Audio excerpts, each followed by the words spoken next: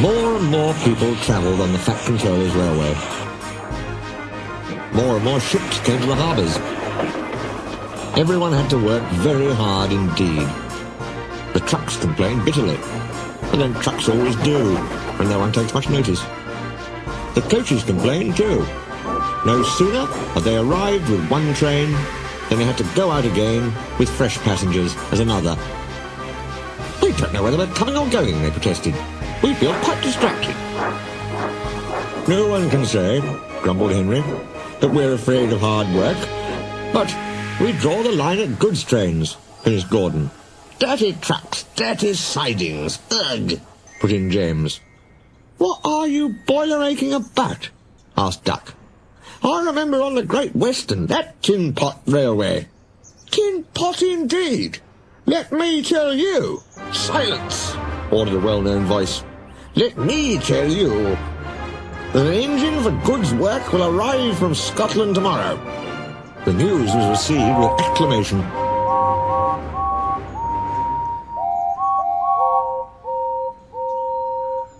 The Fat Controller stared.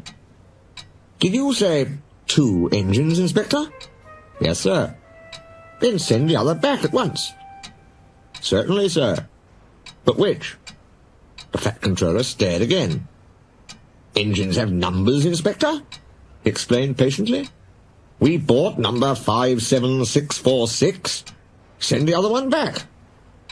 "Quite so, sir. But there is a difficulty." "What do you mean?" "The 2 engines are exactly alike, sir, and have no numbers. They say they lost them on the way." The Fat Controller seized his hat. "We'll soon settle that nonsense," he said grimly. The 2 engines greeted him cheerfully. "I hear you've lost your numbers," he said. "How did that happen?" "The mourner slyly slip it off, sir. You ken how it is." The engines spoke in chorus. "I know. Accidentally, on purpose." The twins looked pained. "Sir, you wouldn't be thinking we lost them on purpose." "I'm not so sure," said the Fat Controller. "Now then, which of you is 57646? "Oh, that's, is just what we canna mind." The Fat Controller looked at their solemn faces. He turned away. He seemed to have difficulty with his own. He swung round again. "What are your names?" "Donald and Dougie, sir." "Good," he said. "Then your controller can tell me which of you is which." "Well, you'll get no muckle help for him, sir." "Why?" "He didn't ken our names, sir. How could he? We only given ourselves names when we lost our numbers."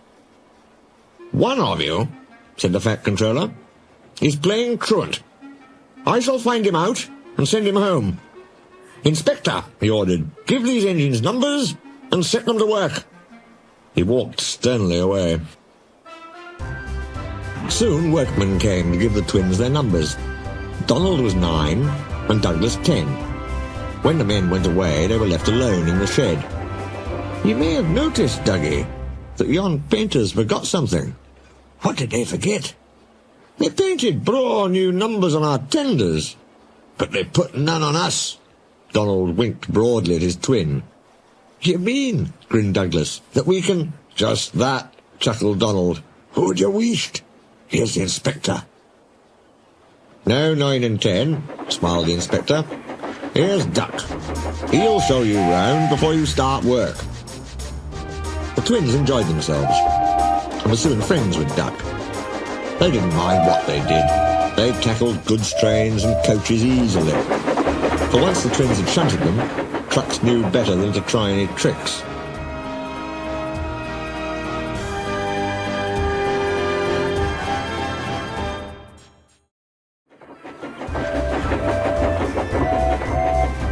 Donald and Douglas, the twins from Scotland.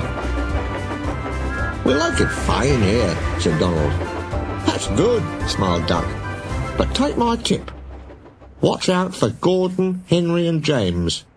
They're sure to try some nonsense." "Dinna fash yourself," chuckled Douglas. "We'll soon settle them."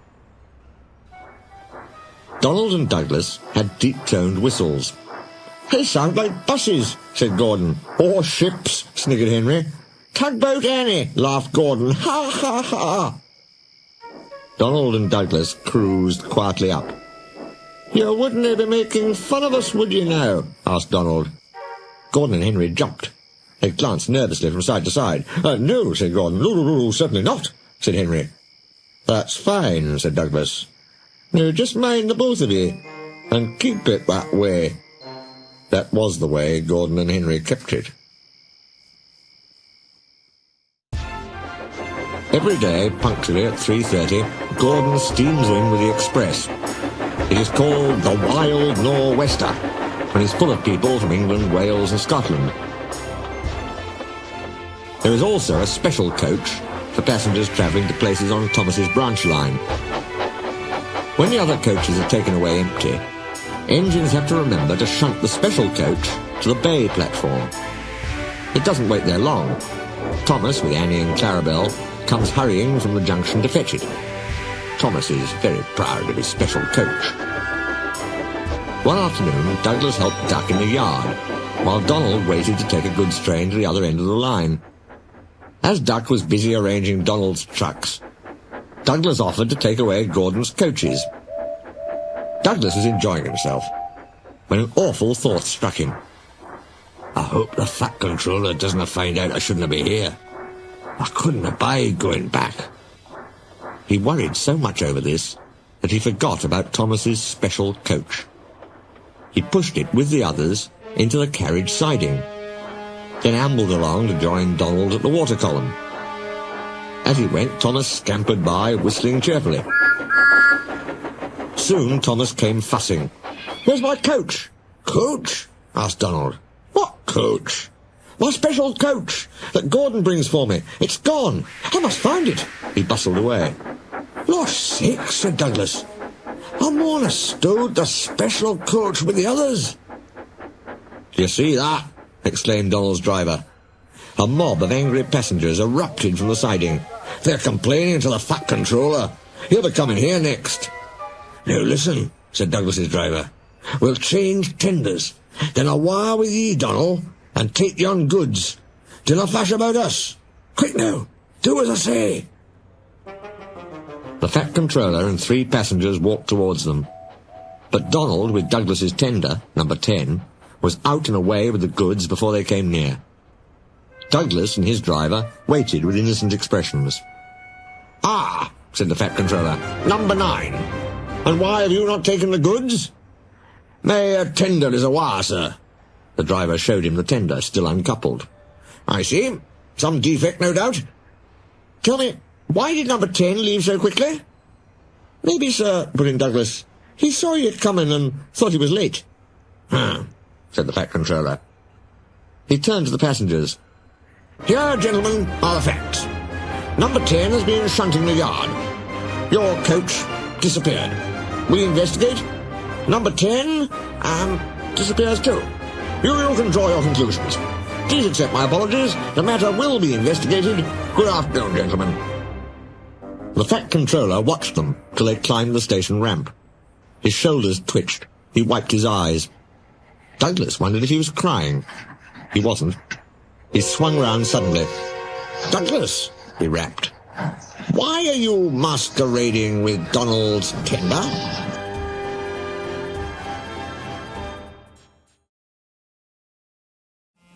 Two diesels surveyed the shed.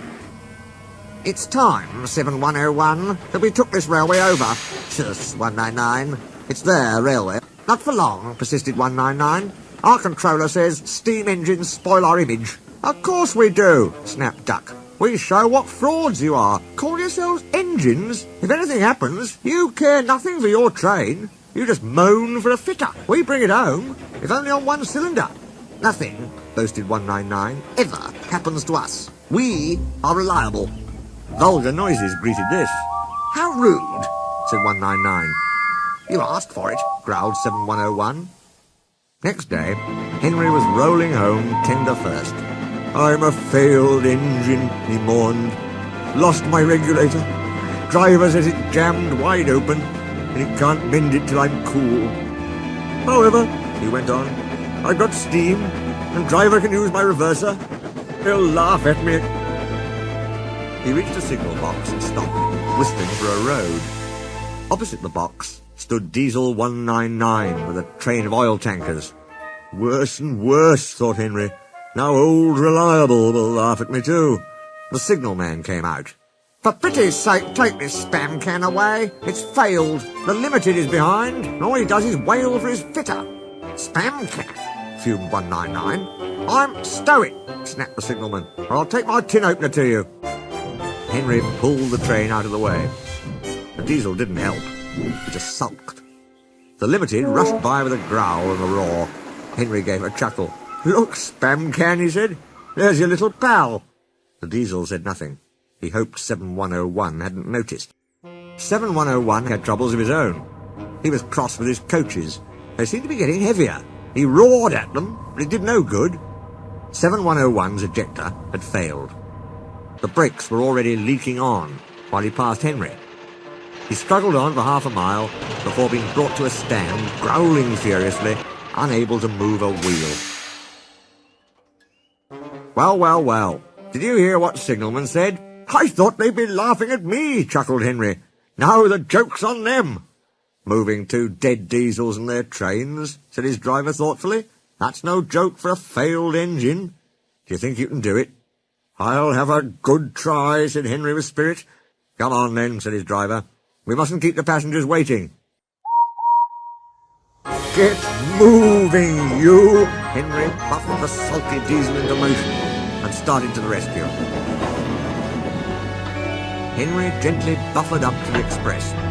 While the two drivers talked, his fireman joined his front brake pipe to the coaches. It's better than we thought, Henry, said his driver. The diesel can pull if we keep the brakes off, so the only weight we'll have is Spam Can's goods. That's a mercy, said Henry. Poop, poop. Are you ready? Tooted 7101. Peep, peep, peep. Yes, I am, whistled Henry. So with 7101 growling in front, and Henry gamely puffing in the middle, the long cavalcade set out for the next big station. Donald and Gordon were waiting. They cheered as Henry puffed past. He braked the coaches thankfully. The Spam Can and the tankers trailed far behind. The passengers buzzed out like angry bees. But the Fat Controller told them about Henry, so they forgot to be cross and thanked Henry instead.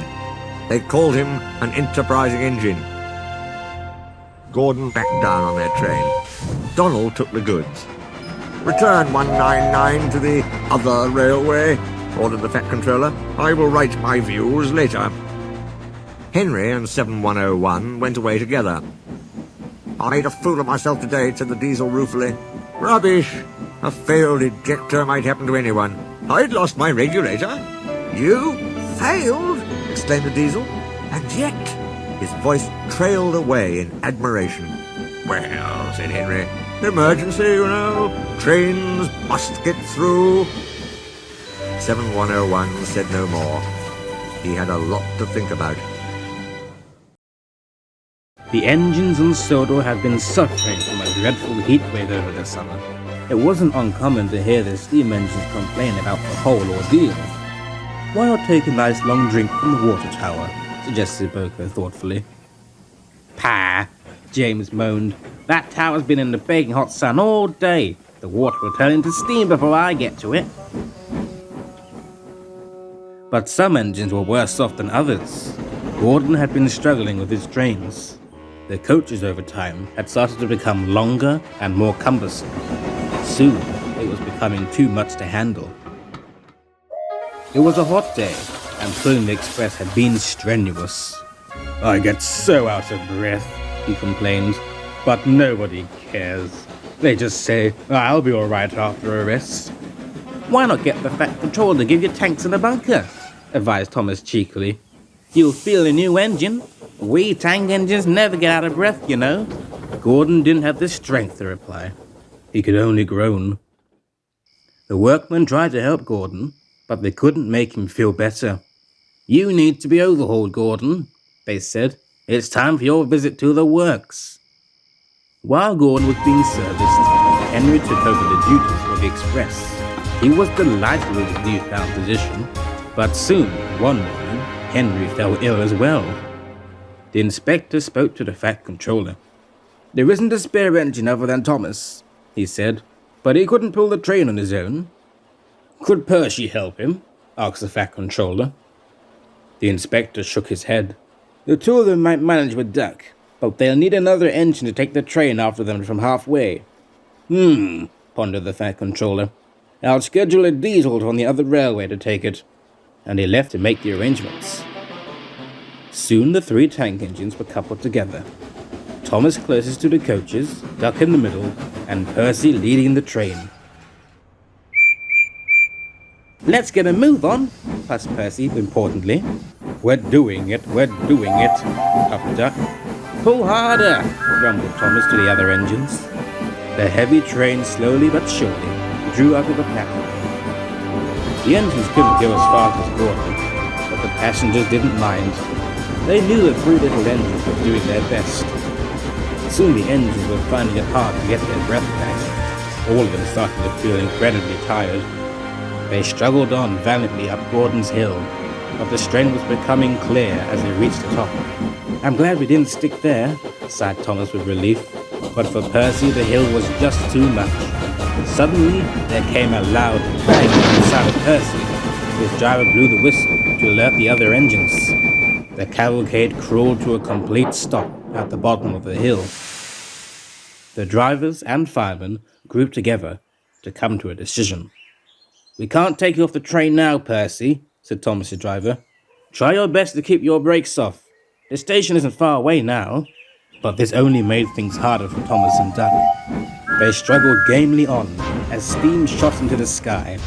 Nearly there, puffed Duck and Thomas together. Poor Percy had no steam left to speak. They were just passing the works when Duck found he could go no further. His cylinders seized up, and Thomas couldn't pull the heavy passenger train and the other two engines alone. The engines were forced to come to a standstill, only a few hundred meters from the platform. The Fat Controller, who had been on the train, came to speak to the three tank engines. "Thomas, Percy, and Duck, you did very well to get so far," he congratulated. "Now all of you deserve a rest." Duck, Percy, and Thomas were uncoupled from the train, and Diesel 7101 took the train further onto the other railway. As the tank engines were moved into the works next to Gordon, the big engine looked at Thomas and smiled. He didn't need to say anything. Thomas knew exactly what he meant.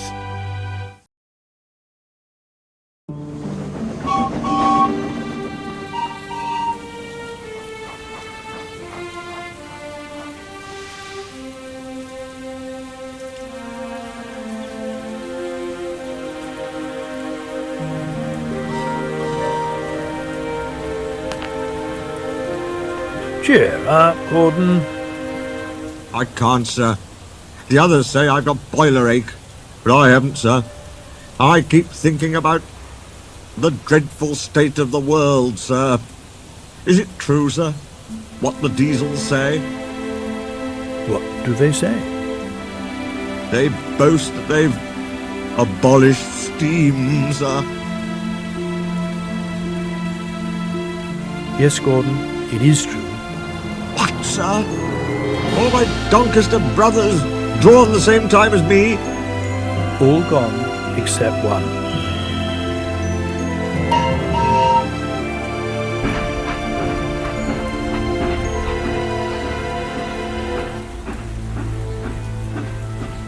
Poor old Gordon. If only we could... Yes, I'll ask his owner at once.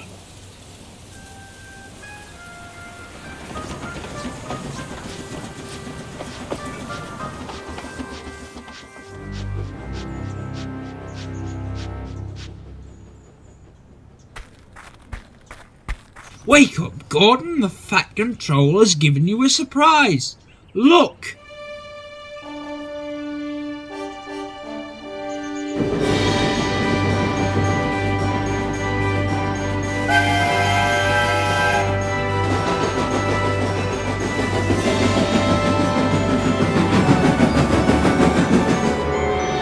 Flying Scotsman! The Fat Controller's brought him to see me.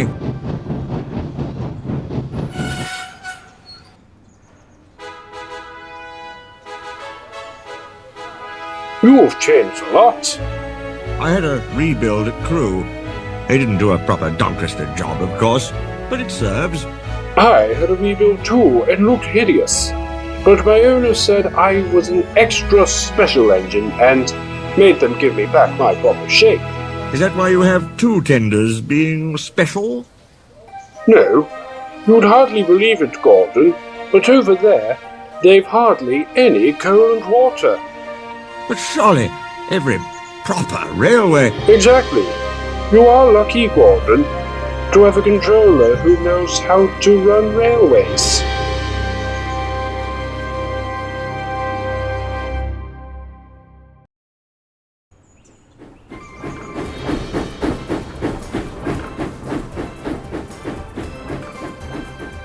The restoration of Great Waterton was complete.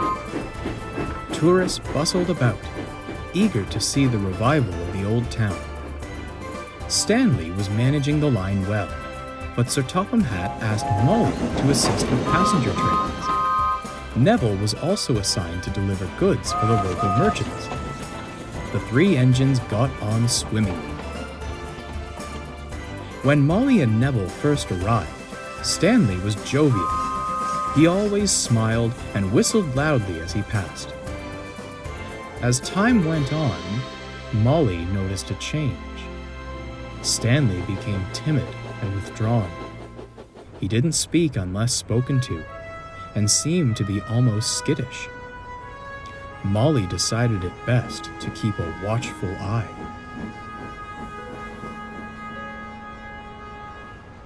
One morning, Molly was waiting at the platform as Stanley bustled in. "Good morning," she said cheerfully. Stanley didn't reply.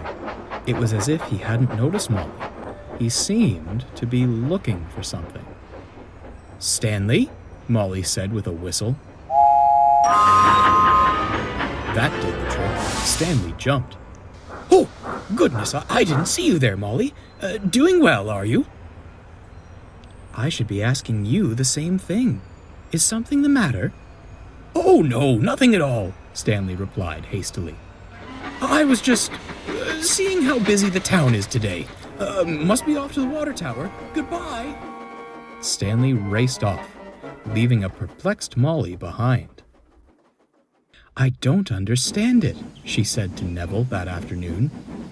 "He's not the same Stanley who first arrived on the island. I think something's up." "Oh, I don't know," Neville answered, rather dismissively. "Perhaps he's just adjusting to his new routine. I'm sure running a busy branch line comes with stress." Molly wasn't convinced, but said no more as the two engines went back to work. Neville was late returning to Great Waterton that night. He had to collect building materials from the docks, but the boat from the mainland was delayed. By the time he arrived, darkness had fallen, and mist hung in the air.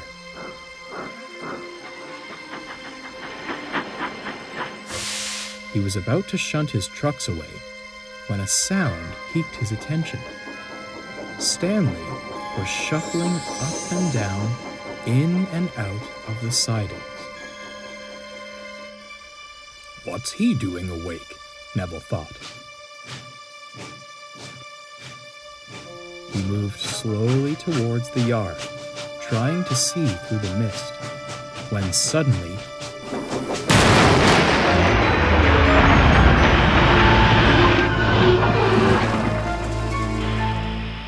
"Ouch!" Neville cried. "Neville?" gasped Stanley. "Oh dear, I'm sorry." Neville hesitated. In the distance, he thought he could hear a slow puffing sound. "What on earth are you doing?" he said, turning back to Stanley. I thought I'd forgotten to tidy some of the trucks for you," stuttered Stanley. "Silly me. Looks like I did. I'm going back to my shed now. Good night." Stanley shot off into the mist.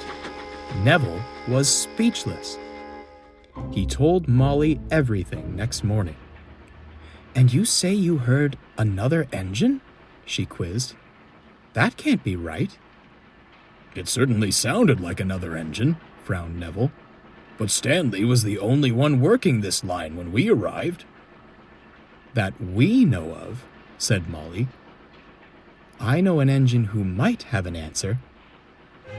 Later that afternoon, Molly was at the junction as Thomas bustled in.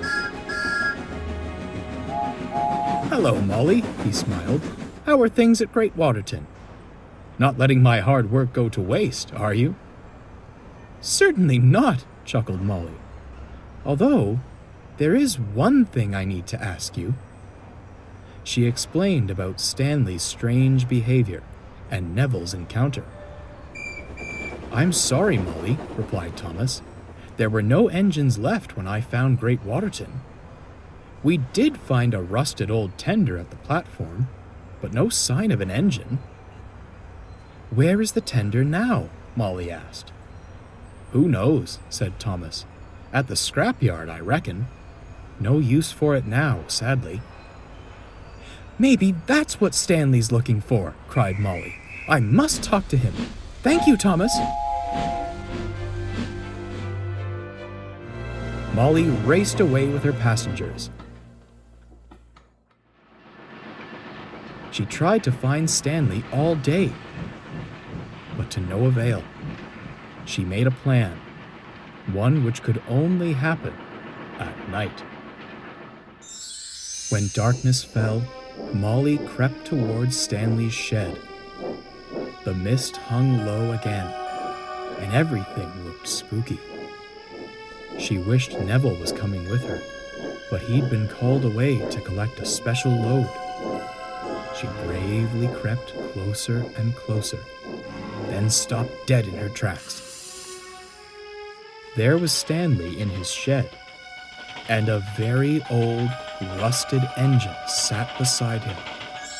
It had an ominous look on its face. Stanley was pale and quivering as the engine stared him down. "Where is it?" groaned the engine. "I don't know," cried Stanley. "I've been searching everywhere." "Where is it?" the engine repeated in a loud growl. "I don't know," Stanley wailed, almost in tears. "But I promise, I'll... Stanley!" Molly rushed forwards. Stanley looked even more afraid now. "What on earth is going on? And who is this?" she demanded, eyeing the old engine. Before Stanley could say anything, the old engine began to crawl forwards, its rusted wheels groaning. Molly winced as the engine drew near. "Where is it?" demanded the engine, louder than ever. "I don't know what you're looking for," Molly snapped, trying to sound brave, "but you're not welcome here. Leave Stanley alone and..." Everything stopped as a whistle cut through the air.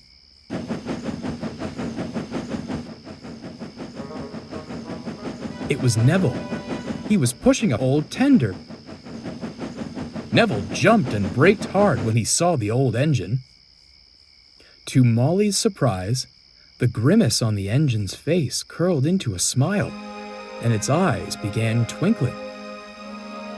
"You found it," it drawled happily. "Thank you."